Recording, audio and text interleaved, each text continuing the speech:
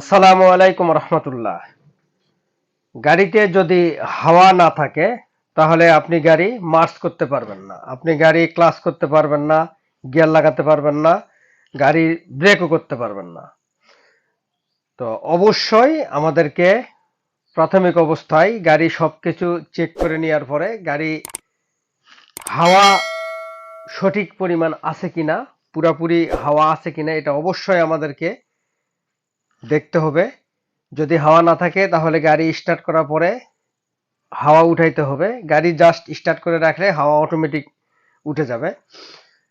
তো যখন পরিপূর্ণ হাওয়া হয়ে যাবে তখন আপনি ক্লাচ করতে পারবেন, গিয়ার লাগাতে পারবেন, গাড়ি ব্রেকও করতে পারবেন, সবকিছু করতে পারবেন। তো যদি আপনার হাওয়া না থাকে তাহলে আপনি কোনোভাবেই গাড়ি মার্চ করতে পারবেন না।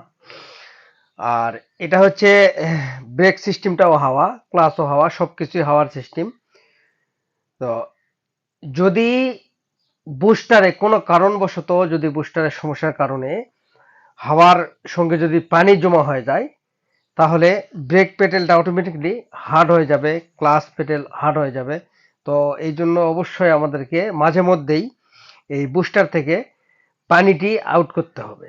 যদি পানি জমা হয়ে থাকে তাহলে অবশ্যই আমাদেরকে এই পানি ফেলা দিতে হবে। যদি পানি ফেলায় দেওয়ার পরে দেখবেন ব্রেক আবার স্মুথ কাজ করতেছে। আর মাঝে মধ্যে যদি পানি অতিরিক্ত পানি জমা হয়ে যায় তাহলে হঠাৎ করে দেখবেন ব্রেক পেডেল একদম হার্ড হয়ে গেছে, আপনার স্মুথ ব্রেক হচ্ছে না। তো কিভাবে এই হাওয়া বুস্টারটা আমরা চেক করব, কিভাবে পানি ফেলাবো, এটা আজকে আমরা সরাসরি দেখবো ইনশাআল্লাহ। আশা করছি সাথেই থাকুন। চলেন। এই যে গাড়ির ঠিক ডান পাশে সামনের চাকা থেকে হালকা একটু পিছনে নিচে ঢুকতে হবে। চলেন। এই যে দেখতে পাচ্ছেন, এই যে দুটা ট্যাঙ্কি, এটা হচ্ছে হাওয়া বুস্টার। এখানে হাওয়া জমা হয়, এখান থেকে হাওয়া সাপ্লাই দেয় ক্লাসে, ব্রেকে, সব জায়গায়। তো এইখানে মাঝে মধ্যে পানি জমা হয়ে থাকে, যদি বুস্টারে কোনো সমস্যা হয়ে থাকে তাহলে পানি জমা হয়। বিশেষ করে গাড়ি পুরান হয়ে গেলে বুস্টারের সমস্যা থাকলে এখানে পানি জমা হয়। যদি পানি জমা হয় তাহলে কি করবেন, মাঝে মধ্যে এই যে দেখেন রিংয়ের মতো, এটা যে কোনো অ্যাঙ্গেল করে একদিকে যদি টান দেন, এই যে এইভাবে যদি পানি থাকতো তাহলে পানি বের হয়ে যেত। এই যে দেখেন দুইটা ট্যাঙ্কিতে যে তিনটা ইয়ে ছাড়ার, পানি ছাড়ার সিস্টেম আছে। এইভাবে দেখেন, এই যে যদি পানি থাকতো তাহলে পানি পড়তো। এভাবে অ্যাঙ্গেল করে এই রিংটা একদিকে টান দিলেই পানি বের হয়ে যাবে। এই হচ্ছে বিষয়। এটা নতুন গাড়ি, এখানে কোনো পানি জমা হয় নাই, বুস্টার ট্যাঙ্কি একদম ঠিক আছে। তো যদি পুরান গাড়ি ম্যাক্সিমাম এই সমস্যাটা হয়, অবশ্যই মাঝে মধ্যে আমরা এই বুস্টারের পানিটা চেক করে দেব, তাহলে স্মুথলি ব্রেক হবে, ব্রেক পেডেল কখনো হার্ড হবে না। এই হচ্ছে বিষয়, আশা করি বুঝতে পেরেছেন।